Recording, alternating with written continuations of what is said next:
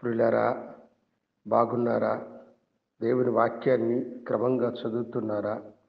ప్రార్థించుచున్నారా? నేటి వాగ్దాన పూరితమైన మాట 37వ కీర్తన 5వ వచనం. నీ మార్గమును యెహోవాకు అప్పగింపుము, నీవు ఆయనను నమ్ముకొనుము, ఆయన నీ కార్యము నెరవేర్చును. ఒక యవనస్తుడు రైలు పట్టాల వైపు పరుగులు తీస్తూ ఉన్నాడు. జీవితంలో అన్ని అపజయాలే. రోగిష్ఠురాలైనటువంటి తల్లి, తండ్రి వారిరువురికి తాను ఎలాంటి సహాయం చేయలేకపోతున్నానని, డిగ్రీ వరకు చదువుకున్న తన డిగ్రీ చదువు ఎందుకు పనికి రాకుండా పోయినదని, నిరుద్యోగ జీవితంతో రోగస్తురాలైన తల్లి వేదన పడుతూ ఉండగా, చాలని తండ్రి యొక్క జీతంతో కుటుంబాన్ని నడిపించుకుంటూ వస్తూ ఉంటే, తన కుటుంబానికి తాను ఏ విధముగా కూడా సహాయం చేయలేకపోతున్నానన్న వేదన, ఆవేదన అతనికి కలిగింది. అందుకని బ్రతకడం కంటే చనిపోవడమే మేలని ఆ సమయానికి రావలసినటువంటి ఎక్స్ప్రెస్ రైలు కింద తన తల పెట్టి మరణించాలన్న తీర్మానంతో వేగముగా పరుగులు తీస్తూ ఉన్నాడు. హఠాత్తుగా ఒక వ్యక్తి అతనికి ఎదురై అతన్ని నిలిపి, ఎక్కడికి వెళుతున్నావు అని అన్నాడు. సమాధానము చెప్పలేక ఆయన ఎదుట నిలబడి నీళ్లు నములుతూ ఉండగా, యేసుక్రీస్తు వారిని నువ్వు ఎరుగుదువా?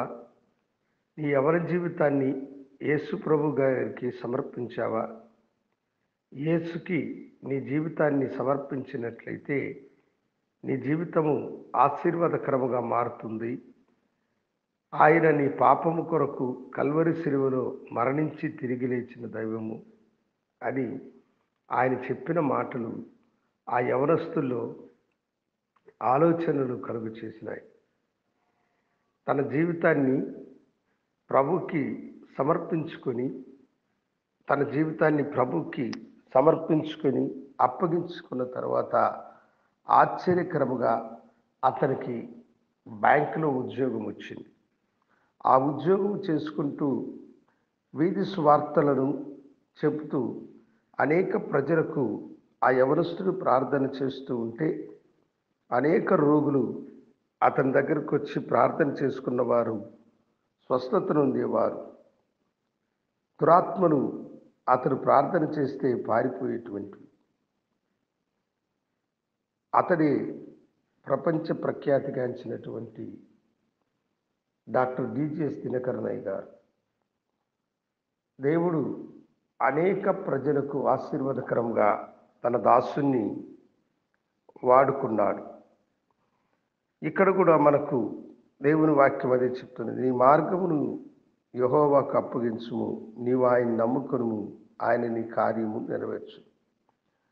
మన జీవితంలో కూడా మనము అపజయాన్ని పొందుతూ మనుషుల యొక్క అవమానకరమైన మాటలు ఎదుర్కొనేటప్పుడు మన హృదయం ఎంతో గాయపడుతుంది. అన్ని వైపులా తలుపులు మూసుకొని పోయినాయని, ఇక ఏమి చేయాలో తెలియలేదన్నటువంటి తటస్థ పరిస్థితులకి మనం నెట్టబడుతూ ఉంటాం. అలాంటి సమయంలో మన మార్గమును దేవునికి అప్పగించి ఆయన మీద మనము నమ్మకం ఉంచితే ఆయన తప్పక మన కార్యములను నెరవేరుస్తారు. మన శత్రువులు సిగ్గుపడినట్లుగా, మనలను హేళన చేసేవారు సిగ్గుతో తల ఉంచుకున్నట్లుగా, మనకు శ్రమ కలుగు చేసేటువంటి వారు పారిపోవునట్లుగా చేస్తారు. ఈ మాసంలో దేవుని బిడ్డ, నువ్వు దేని కొరకై వేదన చెందుతూ ఉన్నావు? ఏ విషయమై దేవుని సన్నిధిలో నువ్వు సతమతమవుతున్నావు? నీ మార్గాన్ని ఆయనకు అప్పగించి ఆయన నువ్వు నమ్ముకో, ఆయన నీ కార్యమును నెరవేర్చును. దేవుడు తన వాక్యమును దీవించును గాక. మహాగణుడా, నీకు వందనాలు. బిడలు తమ యొక్క తండ్రి వేదనను, కష్టమును నీ కరములకు సమర్పిస్తూ ఉన్నారు. వారి మార్గములను మీరు సరళం చేయండి.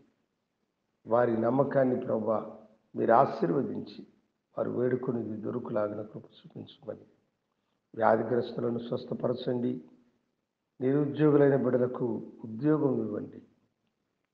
నాయనా తండ్రి, వివాహం కానిటువంటి యవన బిడ్డలకు మంచి సహాయం మీరు అనుగ్రహించి ఆశీర్వదించు.